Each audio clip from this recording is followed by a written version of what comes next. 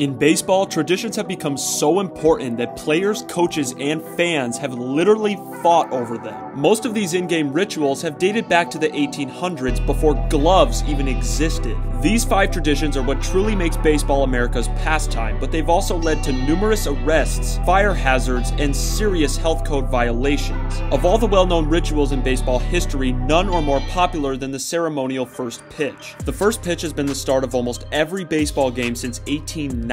At the beginning of this tradition's history, presidents and government officials were the most common people to throw the first pitch. But instead of throwing from the pitcher's mound, the ceremonial thrower would pitch from their seat, which was oftentimes the high grandstands. That was how this ritual was done for almost a century, but it eventually became an actual pitch from the pitcher's mound after President Ronald Reagan threw out the very first ceremonial pitch at a Baltimore Orioles game. Before actually performing the first pitch, it was stated in the rulebook that the commissioner was required to validate whoever was planning to throw, which became a problem in 1979 when Orioles owner Gerald Hofberger was fined $2,500 for allowing the Maryland governor to do the first pitch before Game 2 of the World Series. Up until the early 2000s, the first pitchers were limited to presidents and vice presidents, but Major League Baseball wanted to make the pregame tradition more widely known. So famous sports stars, celebrities, and media personalities were given the chance to throw the first pitch. While it seemed like a great way to make the first pitch more exciting, it's led to some of the most embarrassing moments in baseball history. In 2021, UFC champion Conor McGregor threw out the first pitch at a Chicago Cubs game and completely hooked it towards the fence. In 2014, after an epic entrance to his theme song, Darth Vader threw an awful first pitch before a Rays game and literally got booed from the crowd. However, he did get his redemption 3 months later at a Giants game. In 2007, the mayor of Cincinnati, Mark Mallory, threw the ball out of frame of the camera and hit the umpire in the shin. The umpire jokingly ejected Mallory from the game, and the receiver, Eric Davis, was only confused at how bad the throw was. One of the funniest first pitch screw-ups was in 2023 when Stephen A. Smith threw a one-hop strike and felt immediately disappointed. In fact, the very next day, Steve Harvey called into his ESPN show and began roasting the entire performance. First of all, let me say,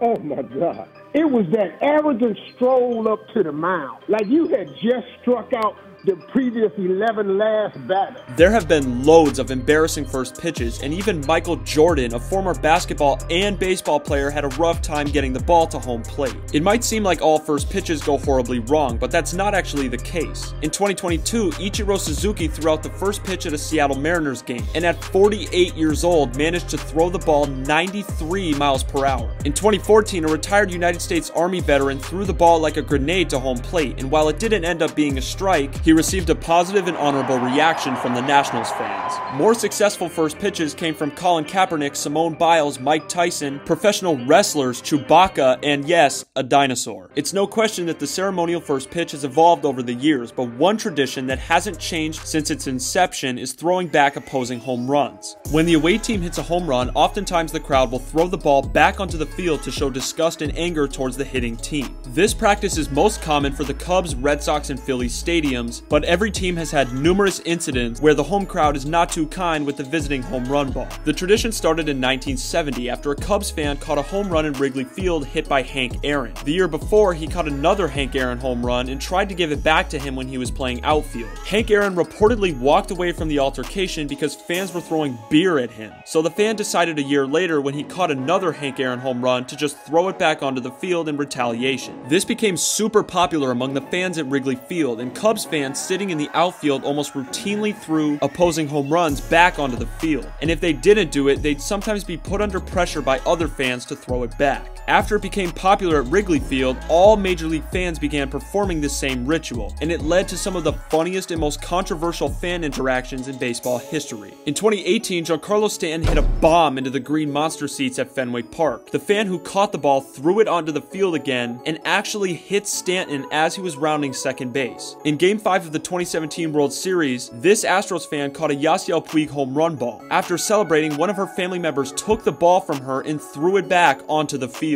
Fortunately, she wasn't too mad and actually understood the reason why he did it. And I will do it again! When Mike Zunino hit a home run against the Nationals, this fan bobbled the ball, another fan caught it, and immediately threw it back onto the field without hesitation. There have been countless examples over the years of fans not wanting anything to do with the home run ball, but no other fan base throws the ball back more than the Chicago Cubs. In 2014, this Cubs fan made a great catch, but immediately threw back a ball that wasn't even the home run ball, but one that he brought himself. Another Cubs fan did this a month later. After making an unbelievable catch on the railing, this guy threw a completely different ball back on the field, and looked like the happiest person on planet Earth. In 2011, a Cubs fan sitting in the first row caught a home run hit by Miguel Tejada and threw it all the way back to home plate. Tejada actually picked the ball up and kept it for himself. Sometimes kids get involved in this ritual too. After a Cubs fan caught a home run in left field, he gave it to a kid sitting in the front row, and the kid threw the ball back onto the field. In 2021, Keibert Ruiz hit a bomb to the right field bleachers, and the fan that caught the baseball literally held his kid and let him throw the ball over the fence. However, not all fans feel inclined to throw the ball back. Some fans think it's the right thing to do, but others feel the need to hold on to the baseball that miraculously landed in their possession. Nowadays, most stadiums will kick out fans who throw anything onto the field, but there are still times when people are pressured by the crowd to give it up. While throwing back home run balls may seem like an oddity, it's not even close to how ridiculous ballpark food has become. When going to watch a baseball game, it's tradition to grab a snack from the concession stands or from the guy who's juggling peanuts and carrying hot dogs on his head. In the earliest days of baseball, stadiums didn't even serve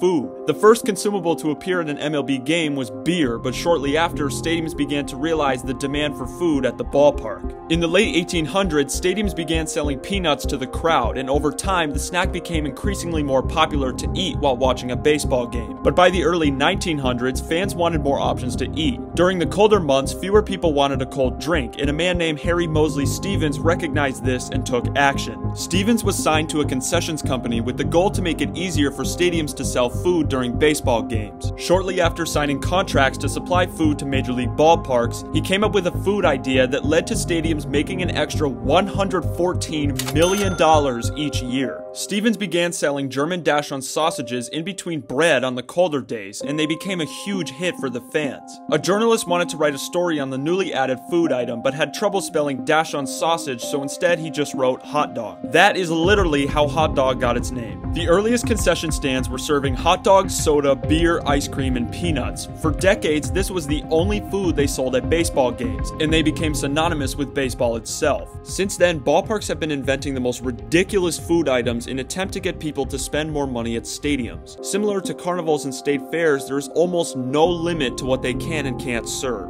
The Pirates began serving a Cuban pretzel dog topped with pulled pork, sliced ham, Swiss cheese, Dijon mustard, and pickles. The Diamondbacks found a new way to serve hot dogs. They took out the meat, replaced it with a churro, and topped that with ice cream, whipped cream, and chocolate sauce. In 2012, the Nationals sold the Strasburger, named after their ace, Steven Strasburg. The burger cost $59, weighed over 8 pounds, and contained over 8,000 calories. But the Texas Rangers and Houston Astros have the most bizarre food items of all. The Astros served a chicken and waffle ice cream cone. The Rangers sold deep-fried bacon on a stick, and their famous creation fried s'morios, which consisted of a deep-fried marshmallow breaded with graham crackers smushed in between 2 deep-fried Oreos on a stick. It's clear that stadiums have begun going over the top to satisfy fans who care a lot about food, but the main items are just as tradition as they were several decades ago. Hot dogs in particular are the most popular food item at baseball games, and as of 2022, the hot dog industry is worth over $70 billion, and it's estimated that MLB fans ate over 19 million hot dogs just in 2022. The Phillies introduced Dollar Dog Night over 25 years ago, where they sold hot dogs for $1 a piece. However, the tradition was ruined in 2023 after fans went completely nuts over hot dogs and started a massive food fight during the game. And even though they sold out the stadium, they've decided to cancel Dollar Dog Night indefinitely. Ballpark food has been around for over a century, but mascots were much less popular until the 1970s, when they completely took over baseball. Mascots in baseball technically weren't even supposed to happen, but over time became a larger tradition. The first known mascot in Major League Baseball was the San Diego Chicken, a character played in a TV commercial for a local radio station. The KGB radio in San Diego hired the chicken to make appearances throughout the city in an attempt to draw more attention to the station. They paid the chicken $2 an hour for some of the most grueling work possible, jumping around, acting like a lunatic in the blistering heat for several hours a day. After convincing the Padres front office to let the chicken into the stadium, its popularity absolutely exploded. He showed up to every single Padres game from 1974 onwards and single-handedly doubled the Padres' attendance in a single summer. And after disappearing in 1979, an egg was brought onto the field. It broke open and revealed the returning chicken wearing a new suit, which resulted in a 10-minute standing ovation. The chicken did wonders for the Padres organization and even brought more people to baseball in general. Other teams wanted to replicate this success, and the next mascot to appear was the Phillie Phanatic. The Phanatic was debuted in 1976 as the Phillies mascot and quickly became one of the most recognizable characters in modern-day sports. And just like Philly fans, the Phanatic was crazy. He would routinely taunt opposing players by shaking its butt in their faces. In between innings, he'd get on top of the Phillies dugout and start dancing. On Dollar Dog Night, the Phanatic would use a cannon attached to an ATV to shoot hot dogs into the stands. In 2022, on opening day, the mascot parachuted into the stadium and landed directly on his face. He's even interrupted several broadcasters by throwing popcorn or spraying silly string at them. After the Phanatic was outvoted by Mr. Met as the best mascot in 2012, he paid the SNY broadcasters a quick visit and wasn't too happy with them. Mascots like the San Diego Chicken and Phillie Phanatic brought an enormous amount of attention to Major League Baseball. To this day, all but 3 Major League teams have an everyday traditional mascot thanks to the ridiculous efforts by primarily the San Diego Chicken. With 27 rambunctious mascots running around acting maniacal, they're bound to cause some sort of trouble. In 1989, the Montreal Expos mascot Youppi was messing around with Dodgers players in the dugout. Tommy Lasorda caught him sleeping on top of the dugout and had the umpires actually eject Youppi from the game, calling security to escort him out. The Phillie Phanatic has caused more legal damage to the Phillies than any other mascot for its own organization. The Phanatic reportedly knocked down an elderly man at a church carnival in 1991. When the Phanatic made an appearance at a paint store opening, he unexpectedly hugged an employee and ruptured a disc in his back, resulting in the man receiving $2.5 million from the Phillies organization in lawsuits. While MLB mascots have caused problems on the field, they've never led to brush fires, evacuations, and serious health concerns. But fireworks have. Fireworks are an iconic part of summer baseball. Take this famous scene from The Sandlot as an example. Major League teams have fireworks shows on the 4th of July, but oftentimes they'll display them for the crowd after the national anthem, a home run, or a game win. Using fireworks after games started back in 1909. On July 4th, Pirates owner Barney Dreyfuss scheduled a fireworks show after a doubleheader, and nearly 40,000 fans stayed in attendance to watch. Decades later, when recalling the night, Dreyfuss was interviewed by the Pittsburgh Post-Gazette and said it was the altar upon which the marriage of baseball and fireworks was consummated. And it was a special experience to watch fireworks at the baseball game. However, they eventually led to numerous problems and safety concerns. Sometimes fireworks were shot at the sky when they weren't even supposed to. In 2015, Carlos Gomez stepped out of the box and time was immediately called because out of nowhere, the fireworks were going off in center field. 5 months later, Alex Rios hit a bomb against the home team Cleveland Indians.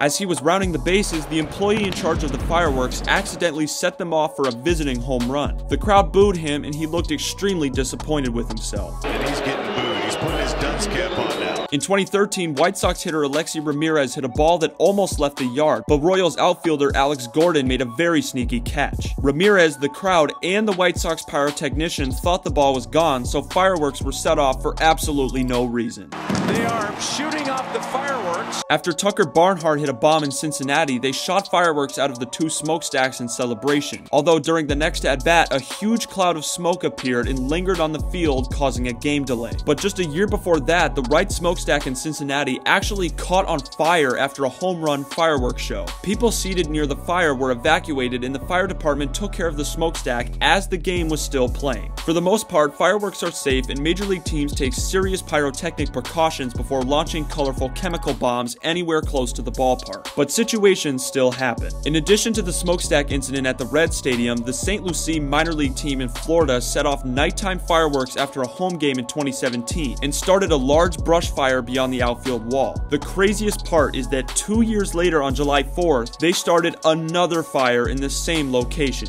Even though incidents can happen, fireworks are essential for summertime baseball and can only be described as extraordinary. If you enjoyed this video, consider subscribing to the channel and click here to learn about the craziest team in all sports.